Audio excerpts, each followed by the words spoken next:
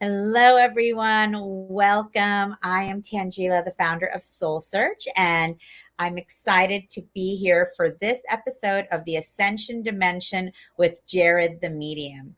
Jared the Medium, he has been practicing mediumship for over a decade, and he has a very straightforward, practical approach to his work, which makes him really beloved by many of the people through our Soul Search community and beyond that actually work with Jared to connect to the other side. So, Jared, welcome today. We're so excited to have you here. Hi, thank you for having me. It's nice to see you again, and hello, everybody out there. Wonderful. And so, Jared is one of our practitioners, luminaries, and TV influencers in our Soul Search community. And he has an amazing show on Soul Search TV called Medium Size Ego. So if you have not checked out the show yet, definitely we invite you to dive in and experience Jared's gallery readings because he's really amazing at bringing through these messages from the other side. And during the show, you can really participate in the healing and transformation that takes place when people are connecting with lost loved ones and people that have passed on. So it's a really amazing experience. And for those of you who are in the Bay Area, you will have the chance to see Jared the Medium live this weekend. He's going to be with us all day Sunday in San Rafael at the Soul Search Enlightenment Expo. And he's also going to be doing a special live gallery readings event. It's limited to 20 people, 6:30 p.m. We're already half sold out. This will sell out. So if you are in the Bay Area and you'd like to participate in a live gallery reading with Jared, definitely come by. Don't miss this. And so, Jared, tell us a little bit about how did you get into mediumship? Is this a gift you've always had? How did it get started for you? Yeah, so my dad died before I was 2 years old, so I never really, I didn't have a father, but I did because I could always feel him around me. So at a very young age, I had this ability. I had this person who was helping me from the other side, and I just thought that was normal. But he would come to me in my dreams all the time. Like I kept having reoccurring dreams with him, and I just always had him around. And so for the beginning part of my life, I thought all messages were my father. Like that's what I thought. Like I just thought, oh, my dad died, so I have this communication with my father. And again, that started when I was really young. And I think, again, I teach this. I think we all have this ability. It's not something we don't all have. I just used it more because my dad died when I was young, right? So I just had this, connection with him. And I didn't, no one told me it was wrong. No one told me not to believe it until I got older, right? So it was very real to me. And I think that we tend to learn our way out of this a lot of times. And so that's how it kind of started for me. And then again, I'm an empath. So I always tell people this because it's important to know, like, that just means that that's how I get most of my information, not all the time, but most of the time I'm feeling things. And as an empath, as a young boy, as an empath, I run into a lot of the problems that a lot of young boys do is that we're told not to feel. We're told that we're not supposed to feel. And so I shut this down. I shut this down pretty early. But in the back of my mind, I always used it. I always knew it was there. I always trusted it. No, not always. Okay, let me take it back. They're correcting me. They're like, you didn't always trust it. Okay, I didn't always trust it, but I always like knew there was something there. And so kind of that's how it started for me was just like that. That's an amazing story. And so you always felt your father around you, communicating with you. And you said something interesting because you said you felt that until you were told not to. So can you go into that a little bit? Because I think that's something a lot of people experience where we're very young, we're connecting to other realms, multidimensional realms, and suddenly it stops because we're told that's not real. So what happened with you? What was the experience like? Well, the first part of that is that you're told you get to an age where you can watch scary movies, right? So here's the first part where this happens, and you get into scary movies, and now they're all monsters. Now they're monsters under the bed, and then you go to you're like, mommy, daddy, there's somebody in my room, and they tell you, no, no, no, there's no such thing as that's not real. That's just the movies, right? Like, oh, or that's not. That's not really monster. That's not real. That's what happens. Our parents tell us it's not real to protect us. I mean, this happens in a lot of parts in our lives. I've done this, in a lot of areas with my kids wrongly, but they tell us that to protect us. And so that's one way this happens. And then the other way is like you tell other people and they're like, they ridicule you. Other kids ridicule you. Other people tell you that's not real. It really has to do with who you're with, who you're around, who raises you, whether or not they shut it down or they let it flourish, right? And pretty common to shut it down, and they do it to protect us. And a lot of this stems from religion and being told, my mom wasn't religious, but she was rebelling from religion, right? So my mom's rebelling from religion, but there's still that umbrella of this is evil, this is bad, you can't do this, and so a lot of it gets shut down because of that. And so I think that what happens to a lot of us, this, and you see it happening a lot, and this is very, very common, and this, people come back to it later in life. They don't forget it. They get busy with life, and they put their head down and they do what they were told, but they get to a certain age or a certain place and there's something missing, and they're like, I did all this work and I thought I was going to feel better. Like, I thought this hole in my gut, I thought this emptiness that I was feeling was going to be better when I did all these things they told me if I did them I would feel better, and they're not, and and Mhm. and they're still empty, and they're like, okay, what's missing? And that's when they start looking around for this, and that's when they start looking at their spiritual life again, and what's missing, and hey, maybe this wasn't wrong, or maybe what can I do? And so that's I mean, you agree? Yes, no, definitely, I agree, and I feel like it's so important you're sharing your story because it's a story that so many people can resonate with, right? Like we have these connections, we have this other knowing at a very young age. Then suddenly we are told that it's not real, it's not right. We shut it off. And again, later in life, something happens that then draws us back in and it supports us in reconnecting. So, what was that like for you, Jared? What was that process? You disconnected due to everything happening around the world. What was the catalyst for you to reconnect to these gifts? Yeah, so my catalyst was addiction, right? So I, again, I mentioned struggling with being an empath and feeling things deeper than I should, and just being an emotional wreck, and not fitting in because these other people are walking around going through these issues fine, and I'm over here just a wreck, right? I'm feeling it. This is hard. And so, I found at a young age that I could numb that very quickly with alcohol, or drugs. And so as soon as I took those substances, it that just numbs everything. And so I find a lot of empaths do this. In recovery, there's a ton of empaths because of this, right? It really cures it instantly. It allows me to be in society, allows me to go around people and not be a wreck. And so I struggled with addiction, and of course, ironically, that's how my father died. My father died of cirrhosis of the liver at like Mhm. 26. So that tells Mm. you he was a serious alcoholic, right? And so it's all in my family. And so yeah, so I get into it. I get into recovery, and I try getting sober. I literally tried stop drinking before I was 18 years old. That's when it started for me. That's how early I Wow. started. Mhm. And I spent a long time trying to get sober, and in that process, um, again, I've mentioned this before. Every time I would get sober, these abilities would come back. Mhm. All of a sudden, spirit would be communicating with me, and it'd be clear, and they'd want me to help them, and I would, and it would be amazing, and I would feel great. I would feel great, and I loved it. And again, so had I just ran with that in the beginning, who knows where I would be. But my story doesn't go like that. I'm stubborn, right? Mhm. I'm an addict at this point. I'm an alcoholic, and so what alcoholics do is we like to go back and forth and beat ourselves up, and really have to make sure, so make sure we're beat up. So yeah, so my story has addiction and alcoholism in it, and so in that I started getting sober, and I started getting my abilities would come back, and it was amazing, and because I'm doing work on myself in recovery, right? That's what I'm doing. I'm actually looking at me. I'm Mhm. actually clearing all this junk that blocks me, right? So we in program they call it blocking yourself from the sunlight of the spirit. That's Mm. amazing. Mhm. Think about that for a minute, Amazing. Yeah. because that's really what it is.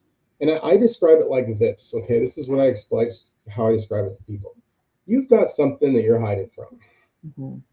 in your past. Okay? I had a bunch of stuff, and it was the boogeyman. It was this big scary stuff behind me, and I can't even look back there because if I do, it's going to be awful. Okay, so let's Mhm. just say you have a secret. Maybe you were mean to some. Maybe you have guilt for being mean to your father. I'm just picking some. Mhm. You have guilt. You were mean to your father. He passed away or something, and you haven't dealt with that. Okay, so here's what we do. We hide from that.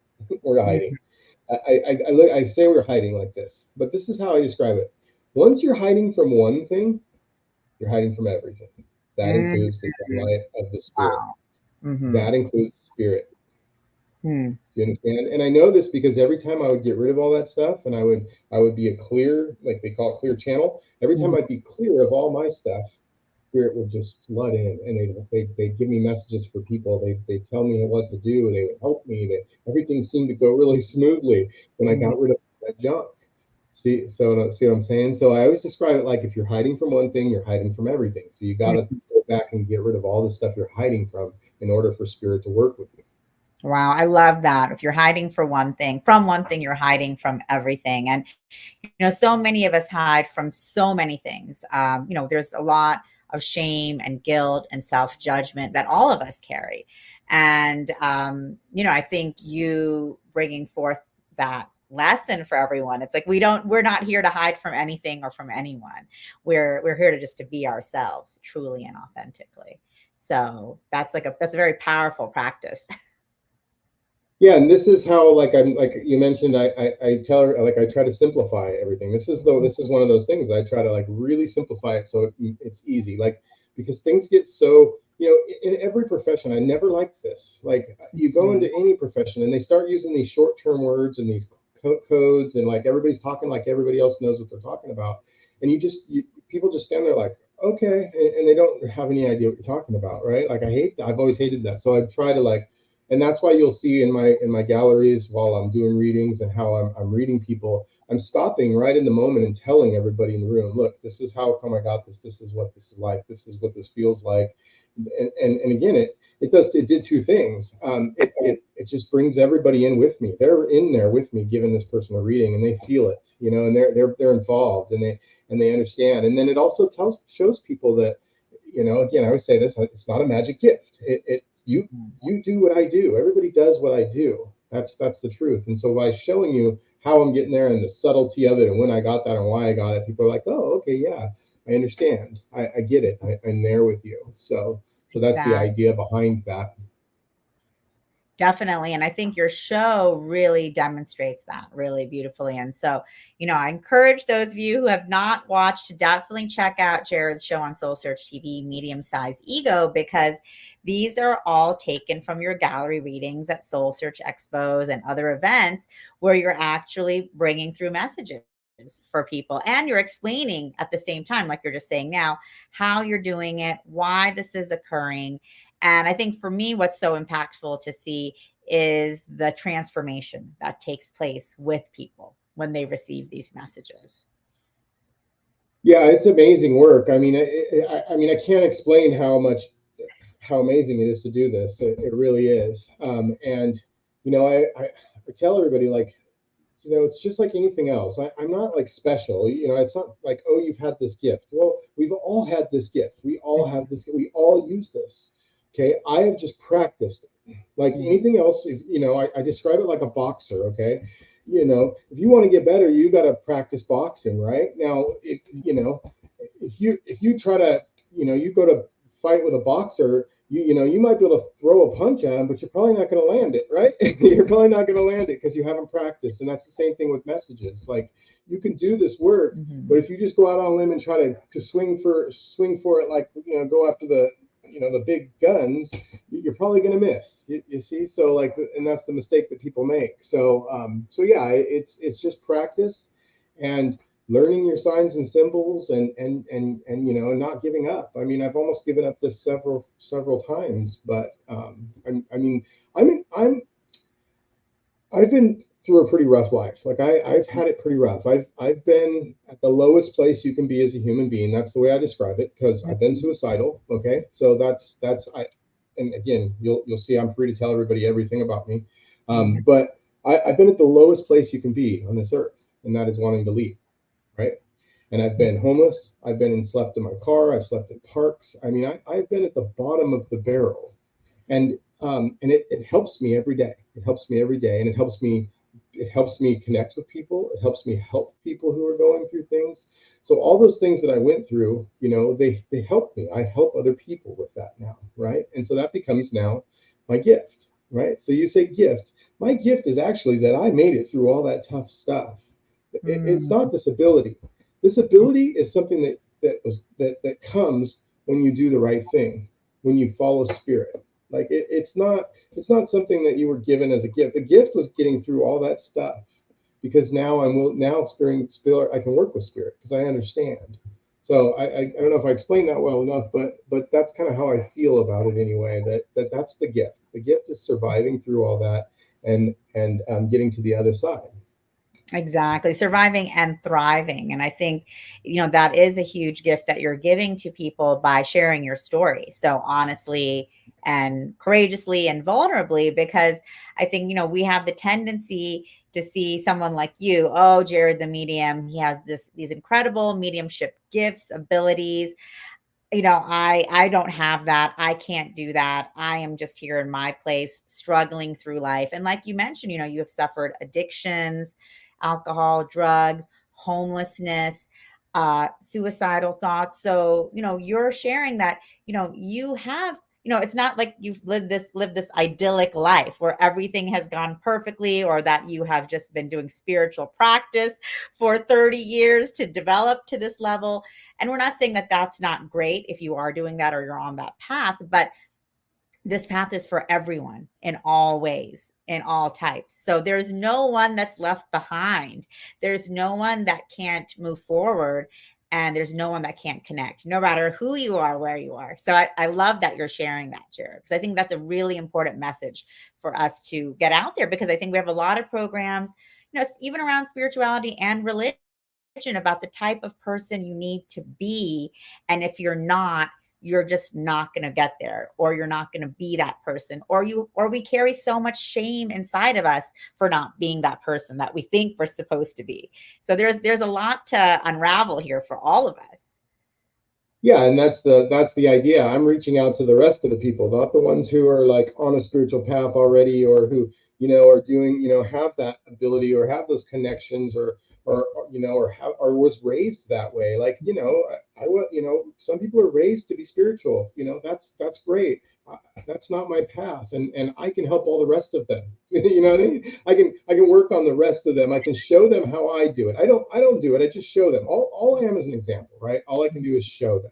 And you're absolutely right. One of the reasons why it's so important to me is because when I watch these other famous mediums, like my idol is John Edward. Okay, so changed my life because I didn't even know what a medium was until I tell this story. I was walking by a TV one day, and his show was airing, like one of the first shows, and I didn't even know what a medium was. But I got chills all over, which was, what I thought was my dad telling me, stop, something's going on. I stopped. I'm like, what's going on? I Yeah. turned and looked, and I had chills from head to toe, and it said John Edwards crossing over. And I Wow. was like, that's what I do. And that's what I heard in my head was, that's what you do. And I'm like, I get chills to this day just saying this. It's Yeah, so I'm getting powerful. chills as well as you're telling Did the you? story. Okay. So yeah, so it was so powerful that because I had no clue. I wasn't. I mean, I had no idea what a medium was. It was a thing or anything, right? So yeah. But then you watch him and you watch some of these other shows and you watch some of these other medium shows, and even I to this day I watch them and I'm like, I can never be that good. I can't do that. Like that's amazing. Like no way. I'm not that accurate. I'm not that good. I can't. So I know how that feels, right? But part of that is like they're only showing the best parts that that person has, and I know that because I go watch all these people live. Okay, and Mhm. so you can compare them live to their show, and you can see like, oh, okay, they struggled 4 times before they got that good one. You understand? Sure. And so again, that's what I love. The other thing I love about John Edward, he is exactly the same live as he is on TV. That's exactly how he is, and that's what I was trying to keep in this show when I did it. It was so Mhm. important to me to make sure I show the struggle, show it. And in that process, that's where the teaching came in. Like I didn't plan to teach while I was doing this. I didn't even know I could stop in the middle of a reading and talk and go back into a reading before I started the show. That Wow. wasn't something I had in my ballpark, because once I lost it, I used to get lost. Mm-hmm. So again, this is spirit, right? Like how else can I explain that? I could never even do that until I started this show. So just by starting this show, I did that. So anyway, off of a tangent, but my point is that that's what I thought. And Mm-hmm. so it's important that I teach people while I'm doing it. It's important to me so that people see, like, oh, this is something that you can do. Now, I will say that as soon as I started editing and I have this amount of space to put the best to put it on there, right? I am guilty of this myself. I started cutting all the bad stuff out. And I started Mm-hmm. and you know, and again, here you go. I have all the best intentions, right? Best intentions. Well, I need to make sure people watch the show first, and then I can show them. Like Mm-hmm. that's how this happens, right? And Or, and so I'm sitting here, I'm battling with this, and I'm like, man, I can't believe, this is this. I'm doing the same thing. I promised I can't do this. So anyway, my solution to that was that I did a whole episode called "The Struggle Is Real," and so mm-hmm. about halfway through, I aired "The Struggle Is Real," and I showed nothing but struggled readings. I showed. So my first episode was in San Rafael at a gallery, and I showed 3 readings in that gallery. And then on The Struggle Is Real, I showed the one that was in between there. And it was like awful. And it was a struggle, and it was wrong. And people were trying to steal the reading from around the room. So anyway, I talk a little bit about it. Like, this is how this happens. And this is what this is like. And this is what really happened in the rest of the show. So that was my solution, was to do a whole episode just based on the struggle. So anyway, so No, that it's people great. see. Great that you showed that, because again, we have the idea that, oh, once you have this gift, it's this unique ability and it's always perfect, and it's just something that flows. It is something that flows through you, but like you're sharing, there is a struggle there as well, because we're all human. Yeah, we all have ego, right? Mhm. We Tell us a all little have bit about ego. the title. Tell us about how you came up with the title of the show, Medium-Sized Ego, and why you felt like it was important to bring this out in the world so that people could share your journey. Because so for me, again, I learned about my ego. My story is like, it's all about my ego for me. Like when my ego starts to take over and I start to think it's all about me, and it's all Mhm, about Jared, and Jared's going to be famous, and Jared's going to make all this money. Then all of a sudden my gifts kind of don't work anymore. And I used to say spirit takes them away, but they corrected me one day and they're like, we never took anything away from you, Jared. And I'm like, yeah, you're probably right. I was blocked, right? mhm, So here's how it works. If my ego gets too low, right, and when I say ego, I don't mean egotistical like that. I mean the full ego. I mean, my definition of ego. So I don't want to be picked apart by people. There's so many different definitions of ego. But for sure. me, the way ego usually gets me is either fear or overconfidence. Right, those are my two Mm, go-to. Right, and so. And it's really not overconfidence. It's just more like me, selfishness. It's selfishness, right? So what happens is when my ego gets too high, okay, and I start taking credit for something, like, oh, look what I did. Oh, I got that message for that lady. I'm getting so good at this, right? And when I start thinking that way, okay, the next message won't come through. The spirit, it doesn't work the next time, right? And this is my story. This is what would happen. I'd get sober, the abilities would come in, and then mhm, I'd be like, I'd go and I'd give somebody a message. It would be amazing, and then I'd think I was, I say I'm a powerful wizard. That's the ego. I'm going to be a power. That's what I said in my head to myself when I saw John Edwards, and they said, that's what you're going to do.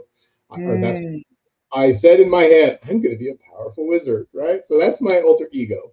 So my point is that the ego, when it gets up there for me, and I think I'm going to be a powerful wizard, then the mhm, messages aren't good. Then the next one doesn't work, and then I go down, right? Then I go down. mhm, Maybe I'm not supposed to do this. Oh man, that I shouldn't do, I'm not a powerful wizard. Like I have to, mhm, I'm not a powerful wizard. And so like it goes down. So for me, keeping the ego right in the center, and in program we used to call it, middle sized. Keep your mhm, ego middle sized. Okay. And so that mm. I took that middle sized ego and made it medium sized ego. Okay, that's where that comes from. So Mhm. keeping the ego medium sized. Because the other part of that is if my ego gets too low, I'm definitely not getting in front of a room of 200 people and doing gallery readings. There's just no way. There's no way I'm going to go out on a limb and say any of this to anybody, let alone, try to get messages from spirit. So see, if it's too low, it doesn't work. And if it's too high, it doesn't work. So it's all about keeping it middle sized. So that's where the title comes from. No, I love the title. I think that's fantastic because, again, it's not about just dissolving your ego or letting go of the ego. A lot of times, in the spiritual world, we're like just releasing the ego, let it all go. But you're saying, we all have ego. We just want to keep it medium sized. Yeah, it's a pendulum, right? It swings both ways, and and again, it's about going with that swing and not necessarily fighting against it. That's the other thing I've learned. It's Mhm. it's not a fight. It's a swing. So it's like, when the ego gets too low, you can't beat your. I would beat myself up for that. Like I'll beat myself up for all that stuff, and it's okay. This is Mhm. And again, I know now because I've got some faith now, right? Like I have faith now that that it's gonna get better because it has in the past. So that's where that comes in, right? I had faith that it'd get better. It did. It's done it multiple times. Now I have belief.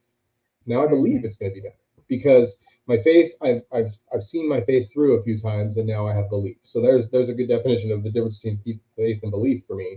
But that's what it's like. So now when I have that, and I know that my ego's swinging low, and I'm beating myself up, I don't fight it. I don't get mad about it. I just go, Mhm. well, we'll try again next time, or it'll be better next time. And you learn to just let it happen because this is life. Mhm. We're here to experience life.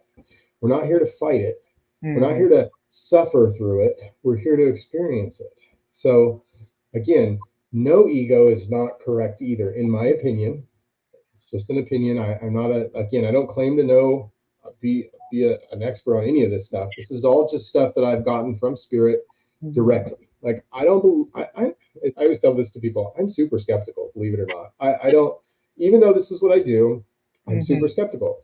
I only trust it when I get it from spirit. So if you Mhm. tell me something and I get chills, I believe you, and nothing can tell me otherwise. But Mhm. if I don't get chills, it doesn't mean I don't believe you. I'm just not sure. So that's how I do it, right? Like that's how I do it, and I've learned to trust spirit because they've Mhm. never let me down.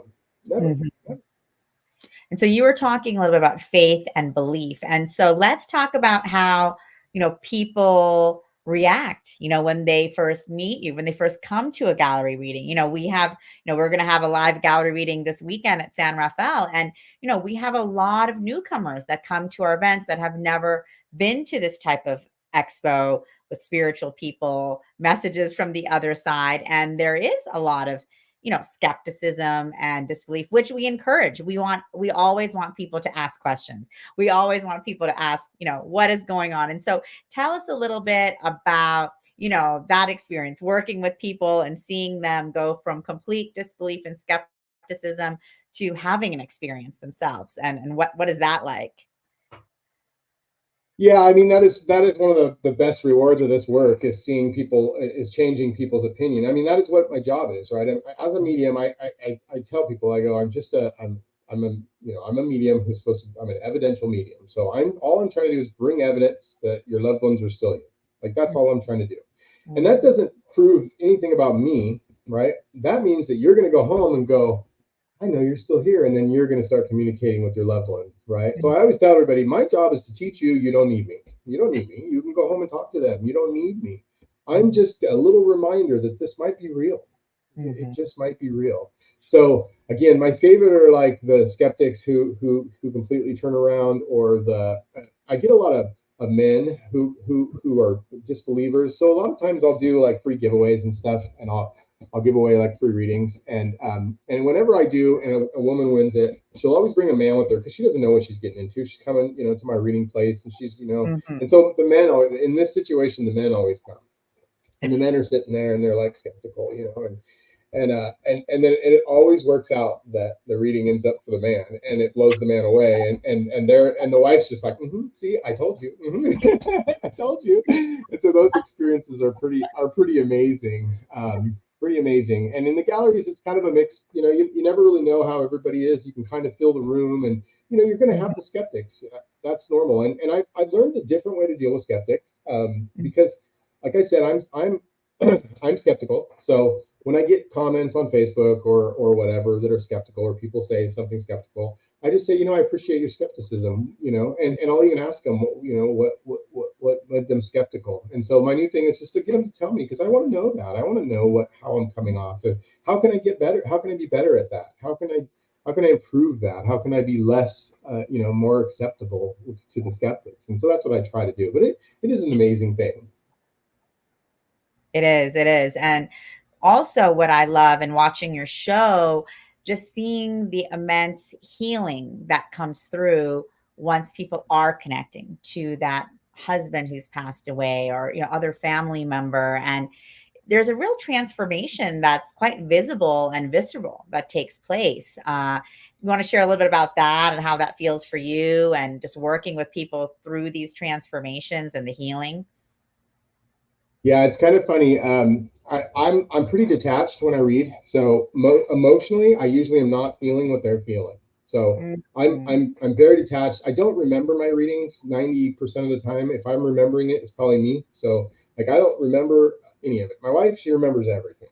She remembers when she sits next to me. She'll be like, "That's the one who had the red shoes on," and she'll tell me what they were wearing and what they said, everything. But I remember nothing. I just know you look a little familiar. And that's it. Mhm. And so part of that is that I'm not emotionally connected when I'm reading somebody. So Mhm. I don't feel it unless unless it hits something close to one of those things, right? So like, Mhm. let's say it's a daddy issue. I got some daddy issues, right? So if it's a daddy issue, I'll feel it, and then I'll be emotional, then I'll be crying with them. Like I got a box of tissue at my booth for me, and I got a box of tissue for them, and there's a reason for that. Like I'm an Mhm. empath. I Most of the time I don't feel it, but every once in a while, like I do, and Mhm. yeah, and there's some pretty. I mean, I can't tell a lot of people's stories, but there's some crazy stuff that happens in these sessions, and it's just it's a miracle. Like I'll tell you one story. I There's this lady, we call her the red shoe lady. I won't go into Mhm. why. She's told me I could tell her story. And this is only a little part of her story. This is like a middle part of her story, because she came to me, had lost a child, and Wow. in Turlock, and the reason we call her red shoe is because she asked me. She's like, my son only, there's something about my son that he was known for, and I go, he just pointed at his shoes, and she's like, oh my god, yeah. Do you know what color they are? And I'm like, red.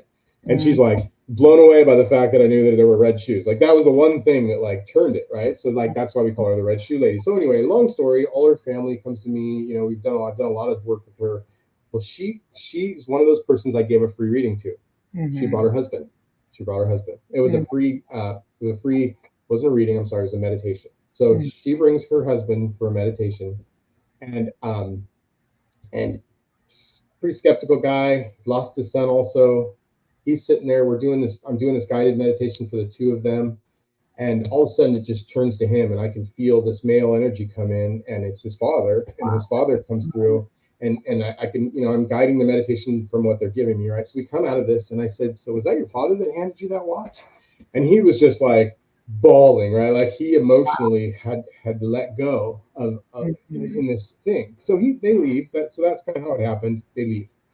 She comes back, I think like a month later, not even that, and she tells me this story. She says, Jared, I got to tell you this. She goes, we went home, and like a week later, this man went in his son's room, he had not gone in his room since he died, and he Mhm. sat in his son's chair. And she walked by the room, and she looked in, and she goes, oh, he's finally in there talking to him. And she Mm. snapped a picture of him in his room, snapped a picture, right? Wow. She Mhm. shows me this picture. She finds out later he was passed away in that chair. Wow. He went in the room to talk to his son, and he went Mhm. with him. He went with Mm. him. It was beautiful, and Wow. and she felt guilty about taking a picture, but she shows me this picture, and it's Mhm. clear as day. There's this bright white orb face looking like a person right behind him. This picture. Mm, hmm. Wow, Amazing. I'm getting chills. Amazing story, right? Like, isn't that crazy? Like, stories are Yeah. just, you can't write them. I mean, you can't make this stuff up, right? It's just insane what happens. And so, anyway, I just wanted to share her story because it's pretty amazing. It is. Thanks for sharing that. I was getting chills the whole time you were telling the story. And, it's such an amazing example of, like you were saying, that people have these experiences. And what I always say is that once you experience something, you can't unexperience it. So that becomes this expansion of consciousness. It becomes this opening to the other realms, opening to the other side, opening up of ourselves, to a much greater world around us that we can even imagine. Yes, following spirit, like whatever you think spirit is. I don't care. Like, I got away from that. I don't care if it's God for you. I don't care if it's Jesus. I don't care who it is. Like, if it's your father who's passed, right? Like, because that's what I thought, it was always my father. But I don't care who you think it is. Like, figure out who it is. Figure out, when they're talking to you, or when it's your ego, and listen to Mm-hmm. them because they know. They help. Everything gets easy when you do this. Like, this is how life gets simple for you. This is the easy way to do it, is to stop listening to yourself and start listening to them. I'm sorry, it's just the truth. Like, that's what's easy. So, Mm, that's and the other amazing. thing is, the other one last thing I want to touch on Mhm. is, like, the mistake people make too is they try this with their loved ones. Like, they try to get messages for themselves or their loved ones, and your own ego gets in the way because you know too much about them, right? Mhm. So Yeah. let me give you an example of this. Like, here I am traveling around reading all these people, right, for the last, I don't know, let's just say 6 months, okay? And I got news that my sister, I have a half sister on my father's side, had passed away. Mm. She'd been gone for like 6 months, but I didn't get that information, right? Because that's Mhm. personal to me. Like, so see how that works? Like, you think, well, how come you didn't know? Well, I don't know. I don't know those answers, but the truth is, like, I can do this for complete Mhm. strangers, easier than I can get it for myself. And Mm. so that says something to these people, to us, when we're trying to grow spiritually and hear what spirit wants us to do. It's not easy because our own ideas, our own thoughts get in the way, our own ego gets in the Sure. way. So it's not always, even though this is what I do, I have this great connection with spirit. It's dead on most of the time with other people, Mhm. but it's not that easy for me to get it for myself. Do you understand? Yeah, definitely. And so, what would be your advice to people? They're watching this interview, they're listening to you, they're saying, okay, well, Jared the medium is saying that I have these abilities too, that I can connect. But then, how do I discern? How do I differentiate? How do I know that the messages that I'm getting are coming from spirit or they're coming from a loved one? How do I know I'm not crazy? What would you say to people? Yeah, well, the first thing that spirit told me with this is, they said, learn yourself, learn your Mm-hmm. own thoughts. And so they said, everybody wants spirit to be louder. Everybody wants to be able to hear spirit's voice louder, so they know what we want. Like, that's what we want. You want, you be louder, you bigger signs. I can't see. What are you telling to tell me? Like, that's how we all are. And what spirit said was, Mm-hmm. well, our job is to get quieter and listen and know our own voice, know our own thoughts. That way, when they tell us something, we know it's not us. So Mm-hmm. that's one thing we can all do right now. We can all know our own, know thyself, right? Sure. Know yourself. And again, that's what happened in recovery for me. I learned myself. And it kind of works like this. Like, I get a message for somebody in the room, and it's like I got this one in Reading where it's like, I heard they said the baby burps really loud. The Mm. baby burp. Does this baby burp really loud? I'm not going to ask a mother that in front of a room full of people. My ego would not let me do that. Like, that's not Sure. something I would think or say, right? Mhm. I don't have any personal memories of loud burping babies or anything, right? So I was pretty comfortable saying that because I knew that wasn't my thought. So Mm. that's stage, right? Now, if I was to get a message like, that baby's got ADHD, blah blah blah, and I have a kid with ADHD, that could be my thoughts. Do you see? Mm. Mhm. I automatically know if that's compared to my thoughts, I have to be careful if I use that or not. So what I tend to do is throw it out. If it's Mhm. too close to my personal, what I would say, what I would feel or say or think, I throw it Mhm. out. And then Mm. I try to move on. And if I get it again, then maybe I'll say it. So that's one of the ways I gauge that. It's like, what is that your thought?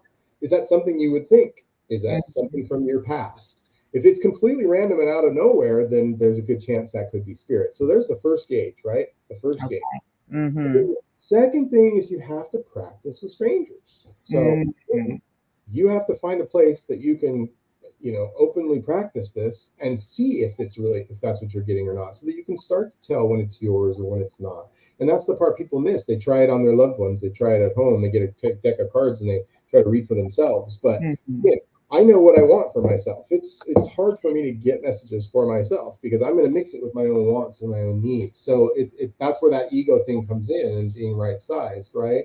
And so that's what I recommend. It's also why I started doing circles again. So I do here in Sacramento. I have a twice a month now. We're doing Thursday night circles. So, and the whole Fantastic. point of that is I do a development session with people where I come in and I work on these things with them. I try to connect them to their guides and help them bring out their gifts.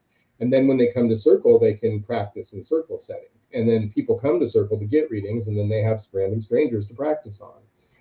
So it's I mean it's where I developed, and so that's what. So I'm doing that on Thursday nights again. All that information's on my website, jaredthemedium.com.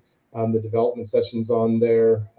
So yeah, you can check that out. But it's really amazing some of the stuff that happens, and like my favorite part isn't me reading everybody. Like I try to get people to read when someone in the room hasn't said anything the whole time and they speak up and they get something amazing for somebody.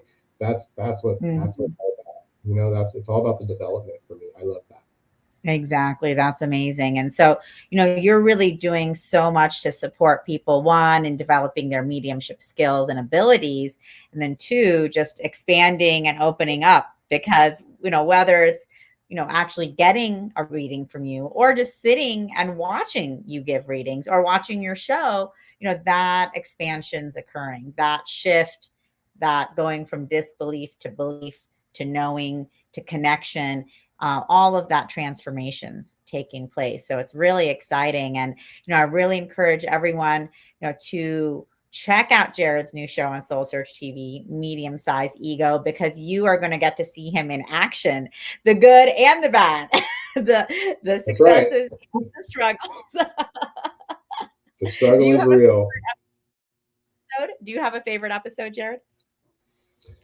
Um, no, I don't. I like them all a little differently. I think episode two is one of my favorites. Yeah. Just because of what happened in episode two. I was reading a lady, and I was bringing through her husband, and I tried to say to her, you were there at the last moment, and I couldn't say moment. I couldn't think of the word, and I said breath on accident, and I tried to say it a second time, and I said breath, and I'm like, he's not letting me say moment. He keeps saying you were there, or you weren't there, or you were there for his last breath, or something like that. And again, it turns out that he had a double lung transplant, that Mm, his lungs failed on him, and they told her he was dead. She went down and announced him dead, left, and they brought him back to life. And so he wow. lived on. He lived on after that. So he was literally like telling her she was there when he took his last breath, and then she was, he was. So it was just amazing. It was an amazing moment. Like, and I didn't even know what was happening. So that's one of my favorite moments in the whole series so far. But um, yeah. Amazing, amazing. And people can connect with you, of course, at your website, jaredthemedium.com. Also at Soul Search, you can just go in and search for Jared the Medium, connect with him directly. Jared is going to be live at our San Rafael Enlightenment Expo this weekend. He's going to be there all day, 10 a.m. to 6 p.m. So you can actually book a reading with him, connect to your own lost loved ones, as well as attend a gallery reading. So he'll be doing a live gallery reading. It's limited to 20 people because, Jared, you like to keep the container very closed, correct? Hmm. And, I think we still have a few spots available. So for those of you in the Bay Area, come join us on Sunday, June 30th. Check out Jared, get to meet him in person, come to the gallery readings. And of course, if you're not in the Bay Area, you can always connect with Jared the Medium at his website. And also, of course, watch his show on Soul Search TV, Medium Size Ego, and send him your questions, send him your comments. If you have a have a disbelief about something that you watch, just DM him on Facebook or Instagram and say, hey, what was going on with this? So I always encourage to people to be interactive and connect with us and connect with you, because that's what you're here for. And for those of you who aren't in the area, I do readings over Zoom. Oh, yes, exactly. And so Jared also does readings over Zoom. So you can definitely connect with him through his website, jaredthemedium.com, to book a reading. If you're interested in development session, you can do that as well. And if you're in the Sacramento area, you can come to a live circle. So there's so much that you're offering, Jared. It's really exciting. And when you look at your own transformation, from where you were, let's say 25 years ago to where you are now, what would you say to people? There's no way you would even believe it. If you knew me, there's no way that you would even, I couldn't even explain it. That's how crazy it is. And it all goes to one moment in my life where I decided to listen to spirit. It all comes down to one moment where I'm like, okay, I'm gonna just do what they say because I'm messing this up. And I'm like, I'm just gonna do it. I know this is crazy, but I'm gonna do it. And that one moment in my life, and ironically, it happened because I saw a psychic, ironically, um, at a fair. Mm-hmm. So that one moment changed my life because it worked out so well that that's the only way I want to live from now on. That's the only way I want to live. And so that's what I started doing. I'm like, okay, what does spirit want me to do? Let me put all my energy into that. And it's just changed my life. And my life is, I can't even explain how much it's changed. I did. I explained to you where I came from. So to know that this is where I am now is a huge deal. So yeah, there's just, it's never too late. And your past is your power. Like, you want to know what my power is? My power is my past. My gift is my past, not this ability. This ability is something that I've learned, as something I've trained. Okay, the gift is my past. That's the truth. So your past can be a gift also.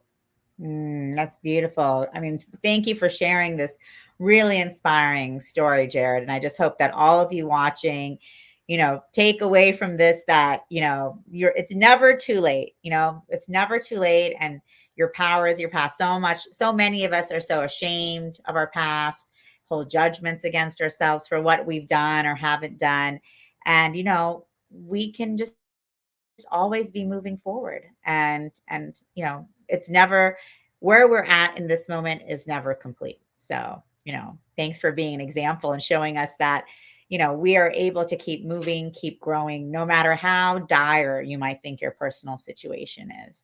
You can completely transform your life. And thanks, Jared, for now sharing for powering through and now sharing your gifts with everyone, but also sharing your story, because I think that's really inspiring and important for people to know.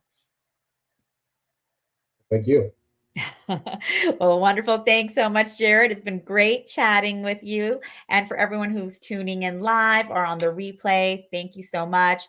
Definitely share this with others. Share Jared the Medium's story, because we'd love to share his story so that people can understand and know more about themselves as we learn from others. And of course, check out his show on Soul Search TV, Medium Sized Ego, and come see Jared live this weekend in San Rafael. You can go to soulsearch.io/San Rafael Expo to register. It's completely free to attend the expo. You can buy tickets for the gallery reading on Eventbrite. So come see us this weekend. Come see Jared and stay connected. Even if you can't come live, of course, you can always connect with Jared at his website, jaredthemedium.com. And he's available for Zoom readings, live sessions, as well as these circles in Sacramento. So stay connected. And Jared, thanks so much. Any final words from you? Nope, just thank you very much, Tangela. I appreciate it. And thank you for being here and giving me this platform. Thank you very much. Awesome. Well, thank you so much, Jared. We really love you, and we love having you as part of our Soul Search community, and for sharing your story, your messages with all of us. And we're just excited to keep continuing to work together. And we invite our whole community to stay connected with us and come join us live at the expo this weekend and stay connected on Soul Search. So thank you so much, everyone. Thanks for tuning in today, and lots of love and blessings to all of you. Take care. Bye.